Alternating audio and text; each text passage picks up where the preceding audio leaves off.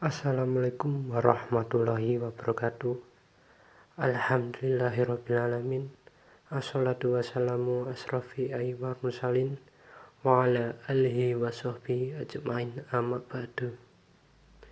Yang terhormat Bapak dosen pengampu matkul Al-Quran Hadis dan teman-teman MBS 2I yang saya banggakan. Di sini kelompok kami akan mempresentasikan tentang bab ingkar sunnah dan pandangan orientalis terhadap hadis. Kelompok kami terdiri dari 1.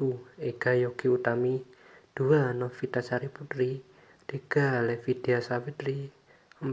Zulfa Afifah Nuraini, 5. Hafiz Rafi Farikoini. Pengertian ingkar sunnah. Secara etimologi, kata ingkar sunnah terdiri dari dua kata, ingkar dan sunnah. Kata ingkar berasal dari etimologi bahasa Arab, yaitu angkara yunkiru inkara, yang memiliki beberapa arti, seperti tidak mengakui dan tidak menerima baik di lisan dan di hati, bodoh atau tidak mengetahui sesuatu. Sedangkan pengertian ingkar sunnah secara etimologi, ada beberapa definisi ingkar sunnah yang sifatnya masih sangat sederhana pembatasannya.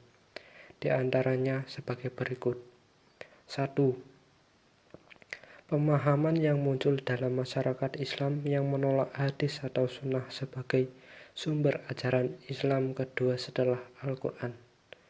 2. Pemahaman yang muncul di antara sejumlah kecil umat Islam yang menolak landasan hukum Islam dari sunnah sahih, baik sunnah praktis, yang dikondivisikan secara formal oleh para ulama atau secara keseluruhan, mutawir atau ahad, atau hanya sebagian dan tidak dapat diterima. Materi selanjutnya ada sejarah singkat kemunculan ingkar sunnah. Catatan sejarah membuktikan bahwa tidak pernah terjadi pendustaan dari kalangan orang-orang munafik yang secara terang-terangan mengaku sebagai pengikut Nabi, karena pada prinsipnya mereka tidak sepenuhnya menjadi pengikut Nabi, tapi mereka adalah orang-orang kafir yang mencari perlindungan kepada Nabi atau menyusup di kalangan sahabat. Secara ideologi, mereka tidak akan pernah patuh kepada Nabi. Ingkar sunnah yang menyimpang dari jalan yang lurus, bagaimana riwayat Abu Daud yang mengisyaratkan bahwa ingkar sunnah lahir dari kelompok ekstremis yang mencari capaian dunia dengan mempropagandakan ajaran Islam dan tidak memedulikannya. Hadis di atas menandakan munculnya kelompok yang hanya mengakui Al-Quran sebagai sumber hukum Islam, tanpa mengakui legitimasi sunnah. Hal ini telah menjadi perkiraan Nabi semenjak masa hidupnya. Perkembangan ingkar sunnah bisa diklasifikasikan menjadi dua, antara ingkar sunnah klasik dan ingkar sunnah modern. Ingkar sunnah klasik marak terjadi pada masa Al-Syafi'i, dengan kemunculan kelompok yang menolak otoritas sunnah sebagai sumber hukum Islam, baik sunnah yang mutawatir atau sunnah yang ahad. Kelompok yang paling kuat berdebat dengan Al-Syafi'i untuk mempermasalahkan otoritas sunnah datang dari Al-Nadam, yang merupakan bagian asal sekte Mu'tazilah. Selanjutnya, pokok-pokok utama ajaran ingkar sunnah. Ada beberapa di antara pokok-pokok utama ajaran ingkar sunnah yang menyimpang dari ajaran Islam, yaitu: pertama, tidak percaya kepada semua hadis Rasulullah SAW, dan menurut mereka hadis itu bikinan Yahudi untuk menghancurkan Islam dari dalam. Kedua, dasar hukum dalam Islam hanya Al-Quran saja. Ketiga, syahadat yang mereka ikrarkan adalah asyhadu bi anna muslimun. Keempat, sholat mereka bermacam-macam. Ada yang sholatnya 2 rakaat, dan ada yang hanya ingat saja, seperti ajaran kejawen. Kelima, puasa wajib hanya bagi orang yang melihat bulan saja. Kalau seseorang saja yang melihat, maka dialah yang wajib puasa. Keenam, haji boleh dilakukan selama 4 bulan haram, yaitu Muharram, Rajab, Zulqa'dah, dan Zulhijjah. Ketujuh, pakaian ihram adalah pakaian orang Arab yang membuat repot. Oleh karena itu, mengerjakan haji boleh memakai celana panjang dan baju biasa serta memakai jas ataupun dasi. Kedelapan, Rasul tetap diutus sampai hari kiamat. 9. Nabi Muhammad tidak berhak untuk menjelaskan tentang ajaran atau kandungan isi Al-Quran. Dan yang terakhir, Orang yang meninggal dunia tidak disolati karena tidak ada perintahnya dalam Al-Quran. 4. Penyebab mereka mengingkari sunnah. Melihat dari beberapa konflik di atas yang berhubungan dengan adanya pengingkaran sunnah di kalangan umat Islam, dapatlah kiranya dilihat sebab adanya pengingkaran tersebut, antara lain: 1. Pemahaman yang tidak terlalu mendalam tentang hadis Nabi SAW. 2. Kedangkalan mereka dalam memahami Islam juga ajarannya secara keseluruhan. Demikian dari Imam Syafi'i. 3. Kepemilikan pengetahuan yang kurang perihal bahasa Arab, sejarah Islam, sejarah periwayatan, pembinaan hadis, metodologi penelitian hadis, dan sebagainya. 4. Keraguan yang berhubungan dengan metodologi kodifikasi hadis, seperti keraguan akan adanya perawi yang melakukan kesalahan atau timbul dari kalangan mereka para pemalsu serta pembohong. 5. Kelemahan para pengingkar sunnah. Ternyata argumen yang dijadikan sebagai dasar pijakan bagi para pengingkar sunnah memiliki banyak kelemahan. Misalnya, 1. Pada umumnya, pemahaman ayat tersebut diselewengkan. Maksudnya, sesuai dengan kepentingan mereka. Surat An-Nahl ayat 89 yang merupakan salah satu landasan bagi kelompok ingkar sunnah untuk menolak sunnah secara keseluruhan. Menurut Asy-Syafi'i, ayat tersebut menjelaskan adanya keajaiban tertentu yang sifatnya global, seperti dalam kewajiban sholat. Dalam hal ini, fungsi hadis adalah menerangkan secara teknis tata cara pelaksanaannya. Dengan demikian, surat An-Nahl sama sekali tidak menolak hadis sebagai salah satu sumber ajaran. Bahkan, ayat tersebut menekankan pentingnya hadis. 2. Surat Yunus ayat 36 yang dijadikan sebagai dalil mereka menolak hadis ahad sebagai hujaan dan menjelaskan bahwa yang dimaksud dengan istilah zani adalah tentang keyakinan itu berdasarkan khayalan belaka dan tidak dapat dibuktikan kebenarannya secara ilmiah.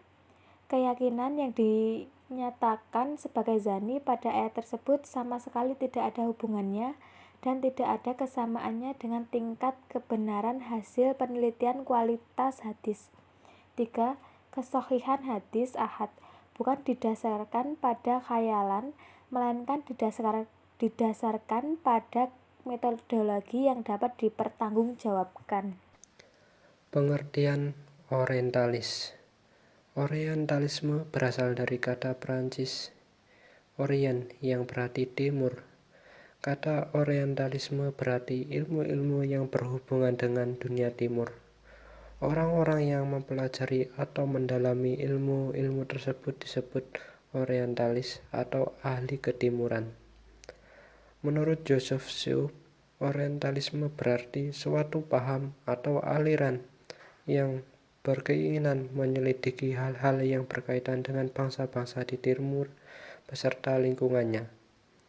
Orientalis ialah segolongan sarjana-sarjana barat yang mendalami bahasa-bahasa dunia timur dan kesusastraannya, dan mereka juga menaruh perhatian besar terhadap agama-agama dunia timur, sejarahnya, adat istiadatnya, dan ilmu-ilmunya. Selanjutnya ada sejarah perkembangan orientalis yang dibagi menjadi 3. Yang pertama ada masa sebelum meletusnya perang salib atau masa keemasan dunia Islam. Pada zaman keemasan dunia Islam, negeri-negeri Islam khususnya Baghdad dan Andalusia atau Spanyol menjadi pusat peradaban dan ilmu pengetahuan. Bangsa-bangsa Eropa yang menjadi penduduk asli Andalusia menggunakan bahasa Arab sebagai alat komunikasi dan adat istiadat Arab dalam kehidupan sehari-hari. Mereka juga menuntut ilmu di perguruan-perguruan tinggi Arab. Yang kedua ada masa perang salib sampai masa pencerahan di Eropa. Perang salib antara umat Islam Timur dan Kristen Barat yang menghabiskan tenggang waktu antara tahun 1096 hingga 1291 membawa kekalahan bagi Kristen. Namun demikian bukan berarti umat Islam tidak menderita. Akibat perang salib, putra-putra terbaik bangsa gugur di medan tempur. Yang ketiga, munculnya masa pencerahan di Eropa sampai sekarang. Ketegangan antara Kristen dan Islam yang timbul akibat adanya tulisan-tulisan negatif dari para orientalis yang dialamatkan kepada Islam dan juga umat Islam mulai mereda setelah memasuki masa pencerahan di Eropa yang diwarnai keinginan mencari kebenaran. Sikap positif ini muncul akibat adanya perubahan religius, politik, dan intelektual yang mendalam pada reformasi pada abad ke-16. Awal abad ke-20 juga ditandai dengan munculnya para orientalis yang berusaha menulis dunia Islam secara ilmiah dan objektif. Orientalisme dijadikan sebagai usaha pemahaman terhadap dunia timur secara mendalam. 3 asumsi orientalis terhadap hadis nabawi. Secara umum, kajian orientalis terhadap Islam, khususnya hadis, menurut Shahiron Samsudin dapat dipetakan menjadi 3 asumsi, yaitu yang pertama A. Asumsi skeptis. Asumsi skeptis adalah asumsi atau persepsi yang meragukan otentisitas hadis Nabi Muhammad SAW. B. Asumsi non-skeptis. Asumsi non-skeptis merupakan lawan dari asumsi skeptis, yakni asumsi yang tidak meragukan otentisitas hadis-hadis Nabi Muhammad SAW. C. Asumsi middle group merupakan asumsi yang menengahi dua teori yang berlawanan di atas, yaitu asumsi skeptis dan non-skeptis. Selanjutnya, bantahan untuk asumsi. Kritikan terhadap hadis dari kalangan orientalis tidak membuat ulama Islam berdiam diri, bahkan menjadi stimulus para ulama untuk menanggapi atau menangkal teori-teori para orientalis berasumsi skeptis tentang keabsahan dan autentisitas hadis. Ada beberapa bantahan untuk asumsi, diantaranya pertama, bantahan untuk Ignaz Goldziher. Pendapat Goldziher bahwa hadis belum menjadi dokumen sejarah yang ada pada masa-masa awal pertumbuhan Islam disanggah oleh beberapa pakar hadis. Mereka itu diantaranya 1. Profesor Dr. Mustafa As-Sabbai atau As-Sunnah wa Makanatuh fi At-Tasyi'il Islam. Kedua, Profesor Dr. Ajaj Al-Khatib atau As-Sunnah Qabla Tadwin. Ketiga, Profesor Dr. M. Mustafa Al-Asmi atau Studies in Early Hadith Literature. Selanjutnya, bantahan untuk Joseph Schacheth. Menurut As-Samsi, kekeliruan Joseph Schacheth adalah bahwa dia keliru ketika menjadikan kitab-kitab sirah Nabi dan kitab-kitab fikih sebagai asumsi penyusunan teorinya. Yang terakhir, bantahan untuk G.H.A. John Paul. Tokoh ketiga yang tak luput dari perbincangan para sarjana muslim adalah John Paul dengan teori common link-nya. Di antara yang menanggapinya adalah Asmi. Bagian teori common link bukanlah hanya patut dipertanyakan, namun ia pula meragukan validitas teori tersebut. Asmi cenderung menyimpulkan bahwa metode common link dan semua metode yang dihasilkannya tidak relevan. Demikian beberapa hal yang bisa kami sampaikan pada presentasi hari ini. Saya mohon maaf yang sebesar-besarnya apabila ada tutur kata maupun tindakan yang kurang berkenan bagi Bapak atau teman-teman mahasiswa sekalian. Dengan ini presentasi hari ini saya tutup. Terima kasih atas kehadirannya. Wassalamualaikum warahmatullahi wabarakatuh.